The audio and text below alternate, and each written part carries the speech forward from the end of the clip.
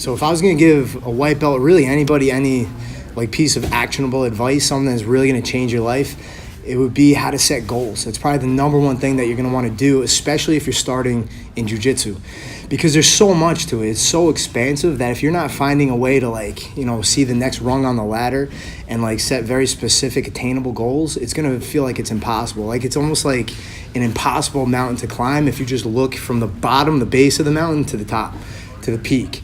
But if you learn how to break it up into chunks, attainable chunks with time limits on it, so you kind of put yourself up against the wall a little bit, that's when things become possible. That's when things become attainable. And then if you're like one of those white belts or blue belts sitting on the side watching two black belts roll thinking that's not me, that's never going to be me, just understand that one day, not too long ago, those black belts, they were white belts too. But they set very short, attainable, specific goals for themselves, and then they did that over time. And when you do that over time, that's when great things happen. So the idea behind setting goals, and it's January, so this is very timely, is a few key things. You got to make them specific, so it can't be like, man, I want to get really good at jiu-jitsu.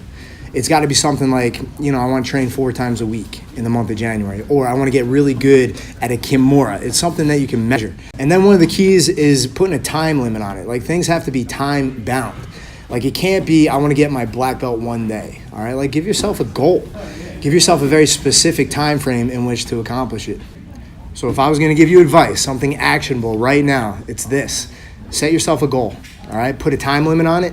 Make it measurable, all right? Make it specific, and make it something that's relevant in your life.